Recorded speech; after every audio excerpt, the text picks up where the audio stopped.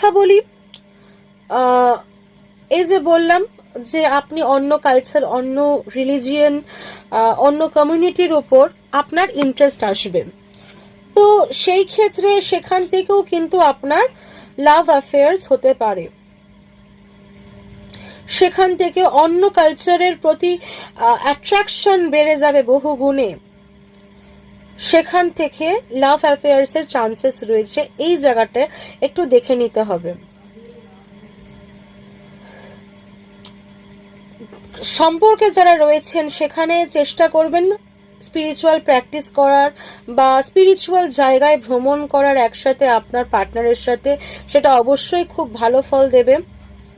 Spiritual প্লেসেসগুলোতে ভ্রমণের এমনিতেও আপনার 2026-এ অনেক অপরচুনিটিস আসবে। আপনি যেই ধর্মেরই হয়ে থাকুন না কেন, আপনার এই যে স্পিরিচুয়াল প্লেসেস, আধ্যাত্মিক যে জায়গাগুলো, মন্দির, মসজিদ, এই জায়গাগুলোতে ভ্রমণ করার প্রচুর অপরচুনিটি আপনি পাবেন। সেখানে আপনার অর্থ ব্যয় হবে, সেরকম জায়গা রয়েছে। তো চেষ্টা করবেন নিজের পার্টনারকেও ইনভলভ করার এই প্র্যাকটিসগুলোর মধ্যে বা এই ভ্রমণগুলোর মধ্যে। তাতে কি হবে, আপনার সম্পর্কে শান্তি আসবে, বন্ডিং বাড়বে, নয়তো একটা ট্রাস্ট ইস্যুস লেগে থাকবে। ইন্টিমেট বন্ডিং এর জন্য খুব শুভ বছর, ইন্টিমেসির জন্য খুব ভালো।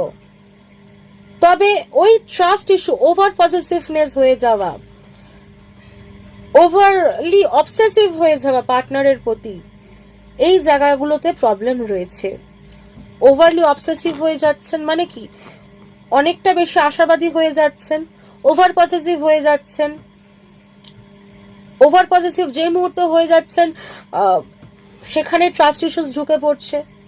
তো এই জায়গাগুলো কিন্তু প্রবলেম দেবে, এই জায়গাগুলোতে ব্যালেন্স করে চলতে হবে। বিদেশে সেটেলমেন্টের জন্য অত্যন্ত শুভ প্লেসমেন্ট। যারা আপনারা দীর্ঘদিন প্ল্যানিং করছেন বিদেশে যাবেন, বিদেশে সেটেলমেন্টের জন্য যাবেন, ট্যুরস অ্যান্ড ট্রাভেলিংস তো আলাদাই, সেটেলমেন্টের জন্য, জবের জন্য যাবেন বা স্টাডির জন্য যাবেন, তো সেই ক্ষেত্রেও কিন্তু প্লেসমেন্ট খুব শুভ রয়েছে।